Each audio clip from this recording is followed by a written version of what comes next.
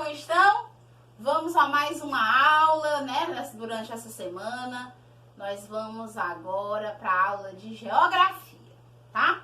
Antes da gente iniciar o nosso assunto de hoje, que é sobre a cidade e o campo, lá na página 105, vamos fazer o que nós fazemos sempre, a memória da aula passada. Muito bem. Quem lembra sobre o que nós estudamos na aula passada, pessoal? A gente falou, né? A gente leu, trabalhou um texto que falava sobre o município de Jaboatão dos Guararapes, lá em Pernambuco, não foi isso? E aí, em seguida, vieram algumas perguntinhas na página 104, né, com relação à localização desse município, o nome dele, né, perguntinhas básicas, todas baseadas no texto. Hoje a gente vai falar sobre a cidade e o campo, ainda naquela vibe de zona rural e zona urbana. Então, vocês vão abrir o livro de geografia lá na página 105 para a gente poder conversar um pouquinho sobre isso. Aqui está o assunto da aula de hoje, tá bom? Então, é importante que vocês estejam nesse momento sentadinhos, acompanhando a aula com atenção, para a gente fazer essa troca, essa conversa sobre a cidade e o campo. Vamos lá? O nosso livro, na 105, ele começa mostrando duas imagens. E diz assim, observem as imagens. Aí nós temos uma imagem que se encaixa na cidade, que a gente chama de urbana,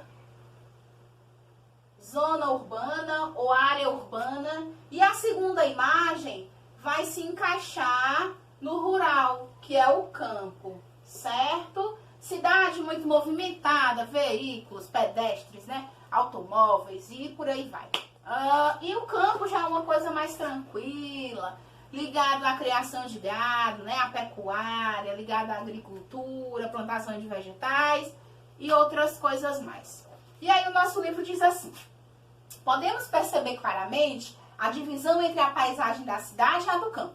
É perceptível? Eu consigo ver e notar de imediato as diferenças existentes entre essas duas imagens? É óbvio que sim, né, pessoal?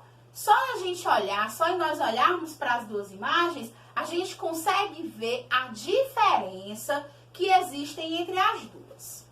A cidade com seus prédios, estradas, grande fluxo de pessoas e veículos nas vias, faz parte da área urbana, não é isso? Já no campo, observamos a predominância de áreas verdes, animais e rios. Ou seja, vai se encaixar na área rural, certo?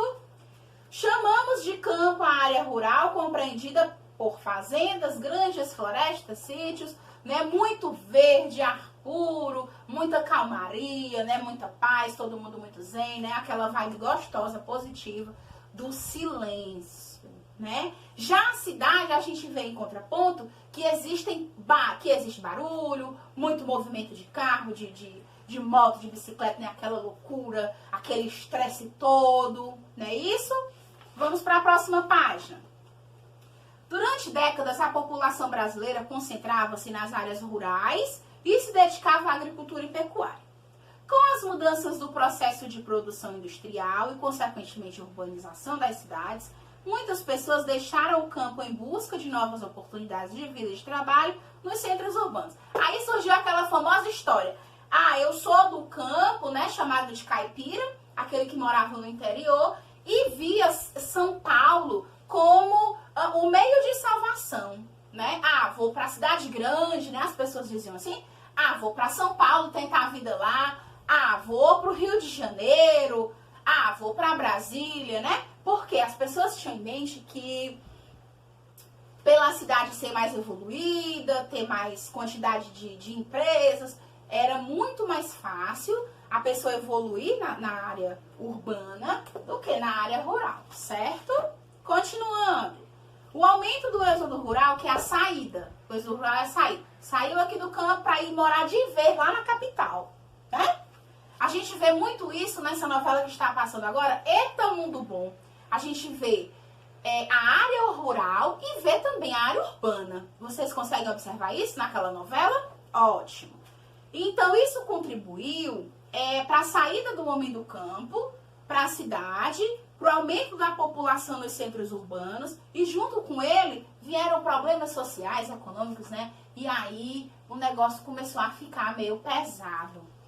Seja no campo ou nos centros urbanos, os espaços devem ser aproveitados e utilizados de forma responsável.